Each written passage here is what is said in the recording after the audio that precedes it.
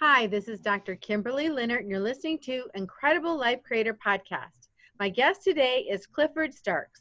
Clifford Starks is a transformational coach and personal trainer who cares about others and wants to see them fulfill their potential by developing the correct mindset and implementing the right actions to learn the lessons they need to learn to turn their dreams into realities.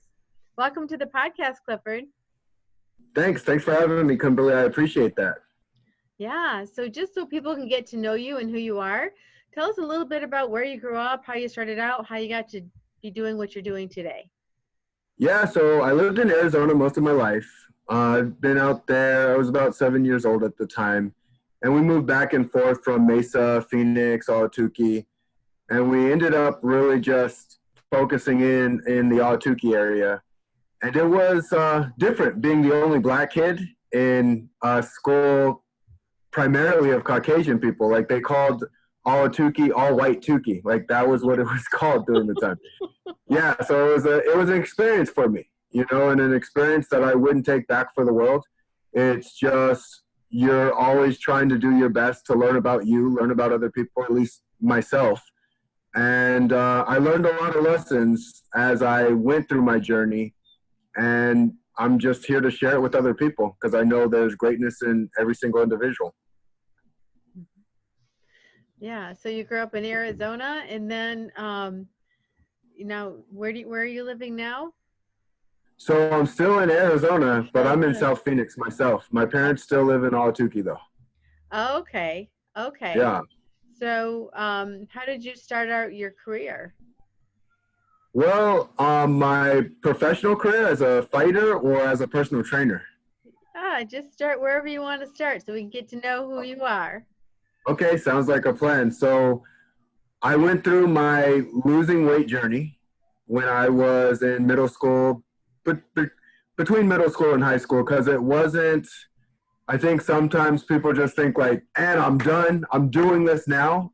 And there is that piece, but there's that gradual understanding of that. So I had some ups and downs as I was going through that journey. Now, I had the determination and the desire to say I was going to lose this weight some way, somehow. And that started when I was 13 years old. I saw myself in the mirror, and there was a mirror behind the mirror. So we were at a hotel at the time, and I could see my love handles. And so in my head, I'm like, I need to figure this out. Like, I don't want to be a fat little 13-year-old, and I need to figure it out and put it together. And so as I went through that process of putting it together, I wanted other people to feel what that felt like, feeling comfortable in your own skin. And that's a process, that takes time, because even when I did lose the weight, it still took some time for my mind to adjust to the new look that I had.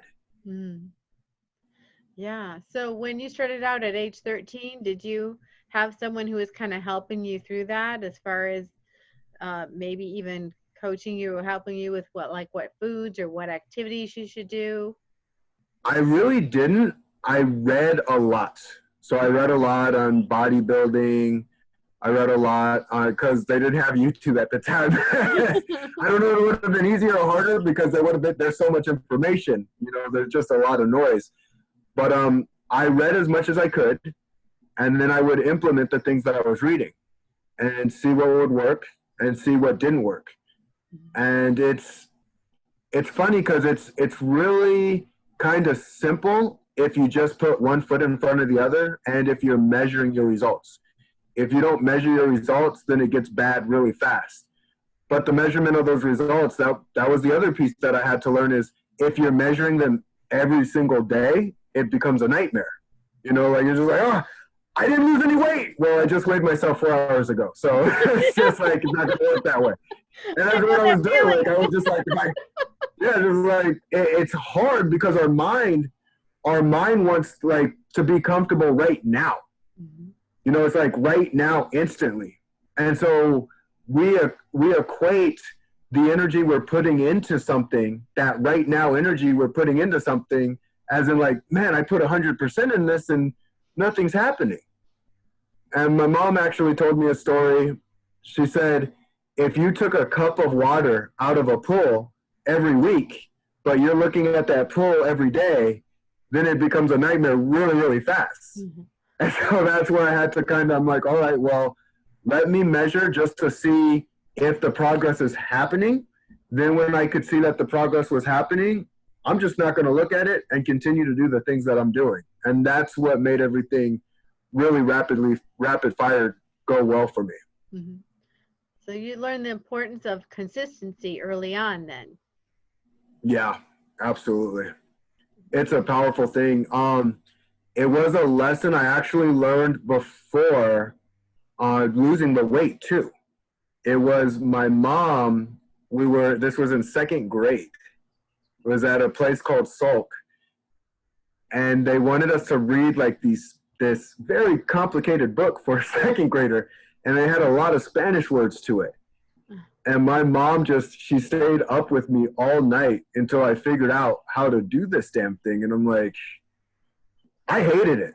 I was mad at her when it was happening. I'm like, this is some bull crap. Like, but when I figured it out and put it together, it felt so good to know something that nobody else knew. Like it did. Mhm. Because it was like effort pays. Like effort will reward you. That's what I got. And it's still a consistent struggle that we always have. You know, that's why it's so important to have those solid support systems, Mhm. because even when we do know the lesson, it's about implementing the lesson and knowing that you're still a human being. That's really important distinction. Mm-hmm. That, we have to allow ourselves to fail sometimes because we are human. We're Yeah. not we're not robots. But No, not at all.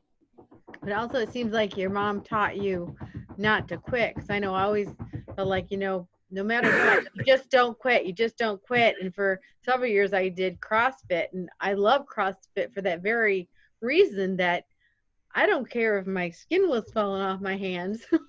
Yeah. you know, Yeah. you don't quit. You just keep going, because the intention is to finish or complete or get to the goal. And I think you learned that really early on. Yeah, absolutely. So then how did you get into being a professional fighter? Yeah, that one was kind of strange actually. Kind of and kind of not. So I ended up becoming an athlete in high school. I was a very well accomplished athlete. You know, I was a state champion. They actually put me in the Hall of Fame a couple years back, which was really cool, for Mountain Point. But I was a state champion in high school for wrestling. I was a state champion in the shot put, and I was an All-American in football. And so it was an interesting transition. When I ended up going to college, I started at Mesa Community College and played football there. And then when I transferred to ASU, I ended up wrestling. So that competitive side, it never truly goes away from you. Like, so I tell people, I really want to know what it is that they want in their life, because you got to be honest with yourself. Because when you open up certain gates, they're not closing. They just won't. Mm-hmm. And so I precaution people on, if you're really looking to take this journey, you're going all in on this journey. Like you won't be able to help yourself. And the itch came back. You know, that's the only thing I could say is the itch came back. I was a after graduating from ASU, I became a personal trainer. I loved it, but the itch was there. The itch to compete, the itch of the you versus you. And so that's when I'm like, why I chose fighting? I don't know, because I'm nuts. I guess that's what it is. But I wanted to find something really challenging. I was young enough, and I'm like, why not? Let's see how I do. Wow.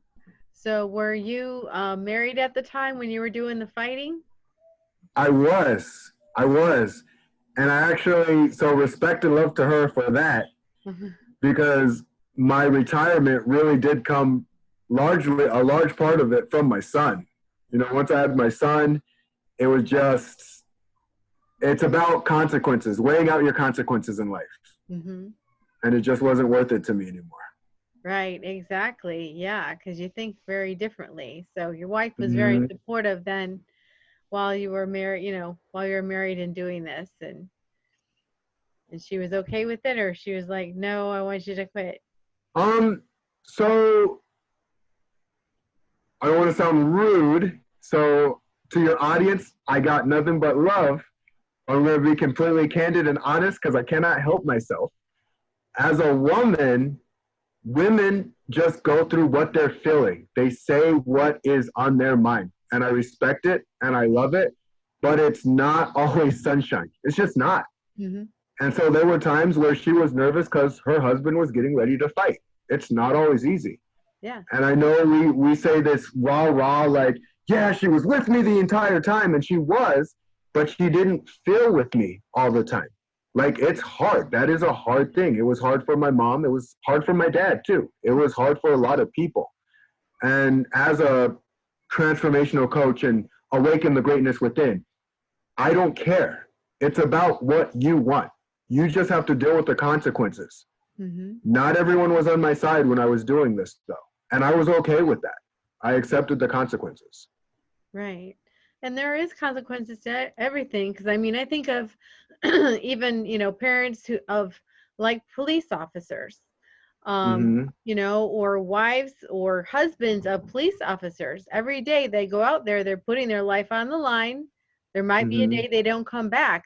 That would make me very anxious. I don't think I could be, in a relationship with someone who did that kind of work or something similar, because I'd be so worried about them all the time. Yeah. And I think it's so important for people to know what they can do and what they can stand for sure.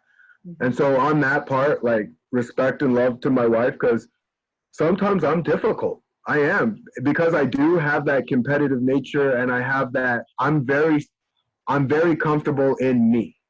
Mm-hmm. And sometimes that's hard for people. Mm-hmm.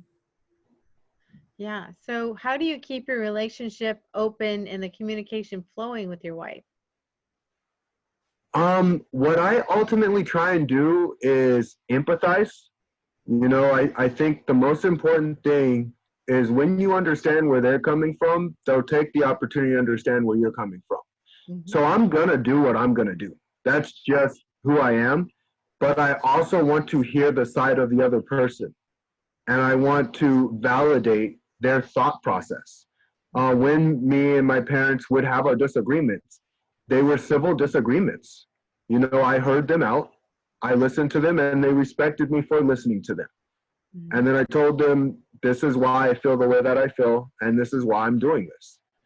And I think that's an important thing to do. Sometimes we try the very difficult route and say, like, oh, people are just being toxic. Like, no, it's not that simple. Mm-hmm. People are complicated. And yes, sometimes what they're saying you might not agree with. Mm-hmm. And sometimes they may just be being toxic. Mm-hmm. But the truth is, try and understand their viewpoint before you throw your viewpoint at them. Because then it's just going to be two walls talking to each other, and nothing gets done. Mm-hmm. That makes sense. And a lot of times people are just speaking from their fear or their worry. And they really care about the other person, but they have so much worry in the background that they're, putting up walls or saying, don't do that or don't do this. Mm-hmm. So it's good that you can be just understanding and see and kind of put yourself in the other person's shoes. Yeah. It saved me from a lot of unnecessary fights. I call them debates. I say I debate with people. I'm not looking to, because it doesn't, like, no one wins in a fight. I've never seen it happen where people are going back and forth, yelling at each other, and it's like, okay, two angry people now. Cool. It doesn't work very well, does it? Yeah, no, not at all. And then your son came into the world. Mm-hmm. Has that changed everything for you? I don't think it's changed everything for me.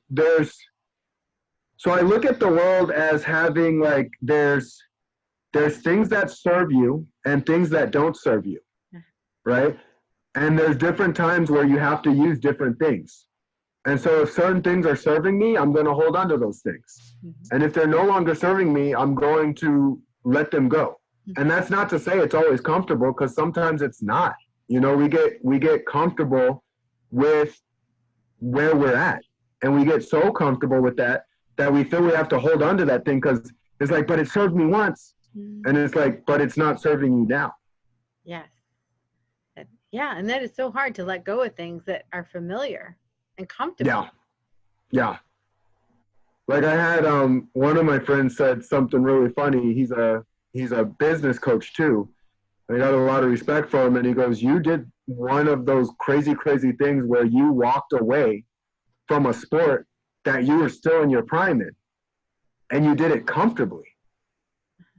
And I feel the more people understand their minds and how they work, the better off they're going to be. Like when you, like, it's just like the consequences weren't worth it to me. They weren't. And people in the middle of it might think like, yeah, I think I can still do this. And I could still do it, but the consequences are very high. If you're fighting and taking that repeated head trauma, you don't know what's going to happen. Exactly. Yeah, you really don't. So when you're working with your clients and let's say they're stuck in the same patterns and they're just having a hard time moving out, do you have any type of pattern interrupts, or how do you help them move on or start moving in a new direction? Yeah, it really comes down to dealing with pain and pleasure points, like figuring out what are they trying to get away from? Are they trying to go towards pleasure? Are they trying to get away from pain? And when you can figure those portions out, they'll start doing things really fast on the right stimulus. That reminds me, years ago I had a personal trainer and he had kind of a set schedule of what we did every time we went in. So, this was upper body, this was lower body, whatever. Well, what he told me is that everybody hates leg day, and everybody hates leg day because for 2 days you can't walk up the stairs. And he said, you will not believe the number of people when they're going to miss a session.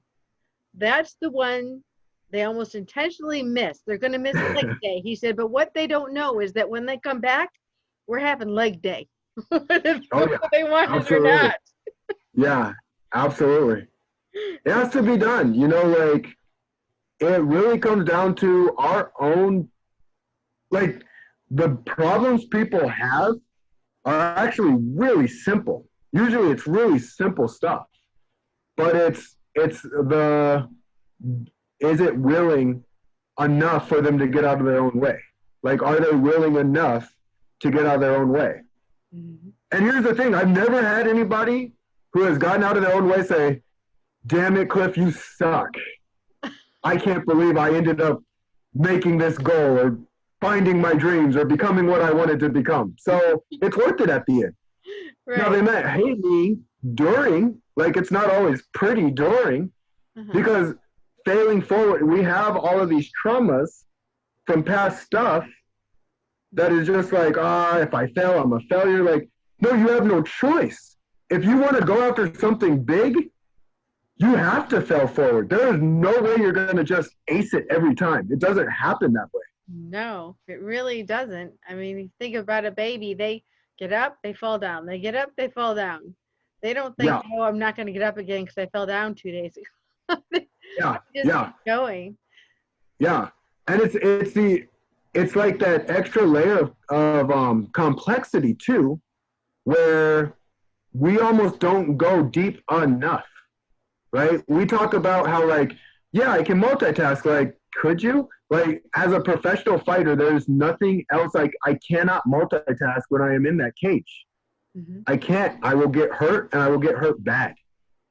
And if you took like a NASCAR driver and they're like, I'm multitasking, let me talk on the phone for a second, they're probably going to crash. Yes. Right? And so if you're looking to take like your business to the next level or your life to the next level, there's processes you have to go through and you got to focus on and you got to attack in a certain way. Because the reason people get in trouble is because we have this misconception that multitasking is the best way to do it. Like, I can kill 2 birds with 1 stone. Like, if you try chasing 2 rabbits at the same time, you're going to get in trouble. Yeah. You get no rabbit for dinner. Yeah, yeah, like, ah, yeah. No rabbit stew for you. Hmm.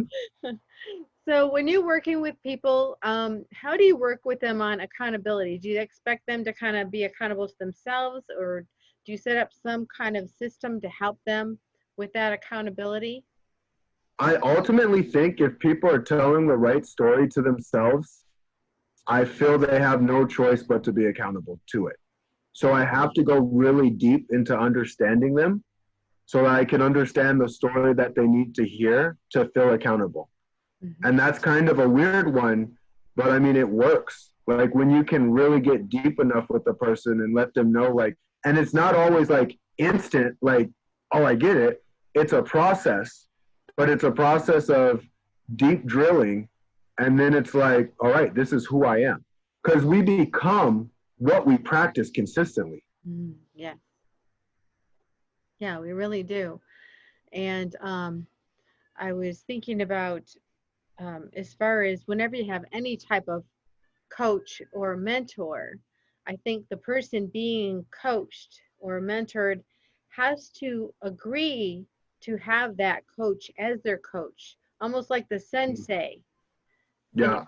So if you're my coach and you tell me something, I have already agreed that whatever you tell me, I'm going to do because yeah, you've already, you know, walked the path, you know how to do it. And if I just do what you tell me to do, even if it doesn't make sense, then I get there.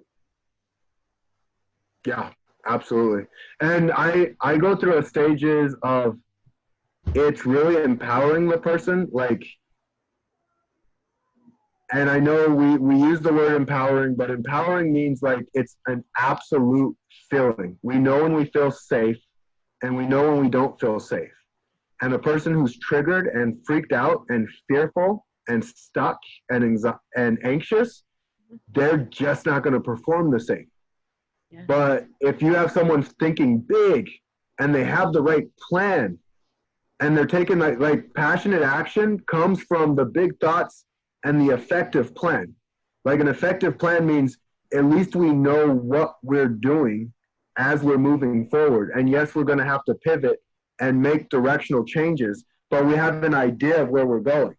Because if there's like fog, right, in a path, and I told someone, okay, just run through the fog, like, you want me to do what? Like they're gonna be hesitant. It's just Yeah, like for sure. that's really hard, right? It really is. You But can't see the yeah, path. if you just move the fog away, Hmm. move the fog away, so at least they can see what's going on, and there might be little pitfalls and whatnots, but at least they can see it now and have an idea. Hmm. If my coaches were telling me like, yeah, you're gonna beat the crap out of this guy, you're gonna one punch knock him out, it's gonna be an easy fight, and I punch him and he's still there, and I'm looking at my coach like, he lied to me. He's Yeah, lying. that's for sure. In my mind, I might still win the fight, but my mind is going haywire saying like, what the hell? You said this was going to happen. It's Uh-huh. actually easier when you know, like, if a coach can tell you like, yeah, you're going to go and you're going to move and you're going to learn a lesson through this movement and you're going to be good and move to where you need to move into. Trust me. Reminds me of Mr. Miyagi and the Uh-huh. Karate Kid, Yes. right? He knew his master was a badass. That's one thing he knew for sure. Uh-huh. Because you can't just preach something and not be able to do it yourself. Right. And so he's having him paint the wall and scrub the car. And he's like, what's wrong with this guy? Uh-huh. And when it was time for his next lesson, that's when he started doing those movements and saw that they were working for him. Hmm. Exactly. Yeah. So let's talk about integrity Mm-hmm. and being, truthful with yourself and honest with yourself. I think that is the safest thing to do. I I get why people sometimes actually have trouble with it, but it's really the safest space you can be in. Because if you're like that, then no one can really take anything from you. Only you can take something from yourself. Hmm. And so whether it's not to say you're always going to make the right choices or always make the right moves, but it's saying you're just going to be the best person you can be under the circumstances that you can be it. Mm-hmm. I don't like playing politics, so I'm not going to play it. But I'm just saying, like, sometimes people are like waiting for people to screw up or say the wrong thing so they can call you stupid. Mm-hmm. And it's like, this is what I thought. This is what I thought. And I'm okay with thinking that.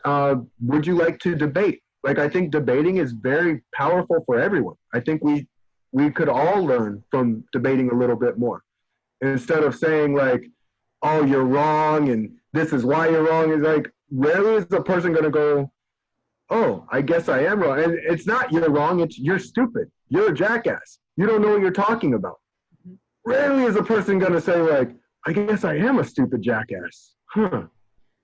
Yeah, but it's really the person saying that to the other person that's the ignorant person, I believe. So yeah. I know for me, I want to be open. Not that I'm going to agree with everything, but I want to be open. So I will read books or things from the opposite point of view from my political standpoint.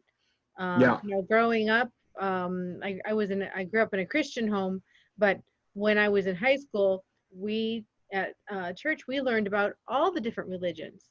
Why? So we could be understanding, so we could understand other people and have a conversation without, you know, putting someone down, because they're not wrong in their mind. Yeah, absolutely. I do a lot of reading on positivity, optimistic people, people of integrity, but also very violent people, very angry people, and people who hurt, because I want to see both sides of the coin. And I think what a lot of people miss is we are dualistic. We become the things that we practice consistently every single time. And so people talk about how I'm kind and have integrity, and I have those things because I practice those things. And if I'm not that way, I make sure to double up on it next time. You know, like if I ever feel like I'm out of integrity, if I feel like I'm not aligning with my core values, then it's on. I remember there was one training camp I was getting ready for, and I quit. It was hard. And no one knew I quit. Only I knew I quit. No one else can really know what you're doing. And I'm athletic enough to get away with not seeming like I'm completely done, but I knew in my mind I quit. And when you do that too often, it gets easier and easier for the mind to do it.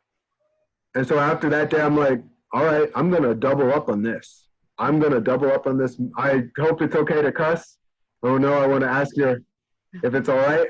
Okay. I'm going to double up on this motherfucker and do the things that I need to do and get to where I need to go. And then sometimes it is important, like, do you need a rest? You know, you said you had a rest day. I think rest days are important too. It's just the better you know yourself, you know when you have to take a step back, and you know when you have to run through whatever barrier is in your way. And a coach really helps you do that even better. They just make you a better version of who you are. Well, they can see things from the outside. You know, we all have blind spots. So they can see the blind spots and help you with that. And, you know, as you're talking, I'm thinking about, you know, when you quit the training and you said it makes it easier and easier. Part of it is just keeping your word to yourself. 100%. Yeah. And that's where, like, integrity is such a powerful word to me, right? Because that's all I have. You know, when I'm dead and gone and Clifford Starks' body is no more, that's the one thing that stays. That is true. And I once heard that, you know, other people or other events can take almost everything away from you, including your health, everything. But no one can take away the fact that you kept your word. Yeah. No one can take your character when you have a strong, you know, integrity. Yeah, 100%. So what are some of your other core values? So my main core values, integrity, honesty is the first one. And then I go with courage, you know, standing up for your beliefs, standing up for what you want. And that's not always comfortable. Like that's, especially you're dealing with society cues, you're dealing with groups of people, you're dealing with like standing up for yourself no matter what. Not when it's easy, but standing up when it's hard. That's what courage is to me. The next one is going to be being able to empathize, being able to see the other side. Mm-hmm. You know, because if you just have courage and you can't see anybody's side, go as fast. I just feel empathy. Empathy doesn't mean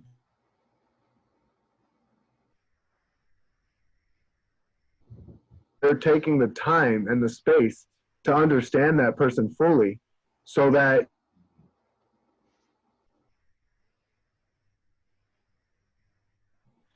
the fourth is teamwork. Mm-hmm.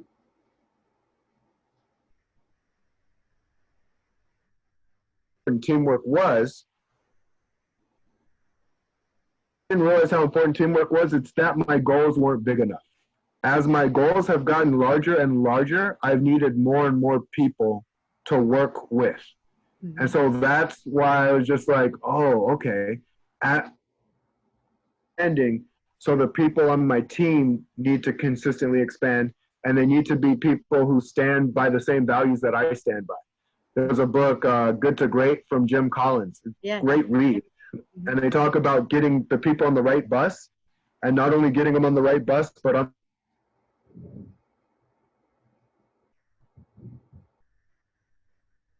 become like an unstoppable force. Responsibility, you know, be able to look within, and things will fix themselves. Everyone can take responsibility. Like that's where real strength happens. And I don't think people know that unless they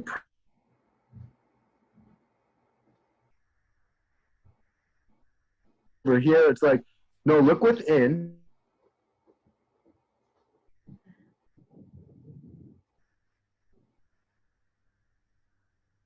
Included. And then the sixth one is be a problem solver or solution based. If you can look at the world and say, okay, I don't see the solution right now, but I know it's going to come, because our mind's going to get to work and start looking for solutions. Mm-hmm. Exactly. So talk more about thinking big. You said earlier about people who think big, you know, they're going to accomplish more. Talk more about that. Yeah. So when I look at people, and we're looking at people, say, on a scale of 7 and 6 being an average, and 10 being the most empowered individual, and 1 being a completely broken, devastating, dark individual. I'm going to say people are, even if nothing happens, they're going to be on like the average scale. Rarely will they go to that really negative, dark place. Sometimes they do, and it's a really scary thing. But when a person thinks big, like rarely are their thoughts like, I want to hurt people, I'm thinking so big. Like, no, their dreams and their goals and their ambitions, they have that abundant mindset, not a lack mindset. And so when a person's abundant and sees possibility, they just need to see that to be prepared to take the actions that they need to take. Like, we sometimes say that just do it, just take action. And some can do that a little bit better than others. We're not all designed the same. Mm-hmm. So sometimes people just need that. And I don't even want to say sometimes, I want to say a lot of the times, people need those big thoughts just to move into those actions. Because rarely are you going to be that person who just acts on a whim, like just does. I was kind of like that, where I just acted, but I feel I was like that because I saw death very young. And so seeing that was just like, I'm going to live my life. I don't really, and that was my big thinking. Like that was my big thinking. And so now it comes down to whenever I have a client, right? When I started as a personal trainer, when I became a transformational coach, when I've gone through my process, when you can give them that possibility, you'll see a shift, and like literally there'll be a different energy in their eyes. And from there, that's when you can start working the magic. You cannot work the magic until that is there. no matter how much you tell them to act. And so when you can ask the right questions and get them in the right state, like, why do you think the way that you think? What would you think if this happened?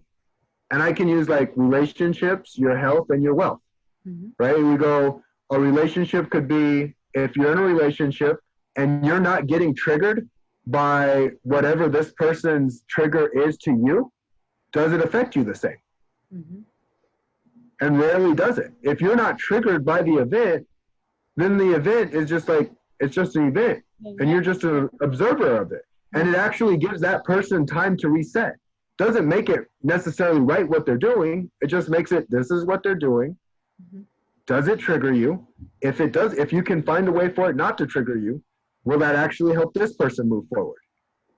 I do it with health all the time, because health is about like feeling good. Yeah. Like feeling good. That's how, it's really so simple. Like, oh, eat right, exercise, cardio. Like, you'll feel amazing doing that.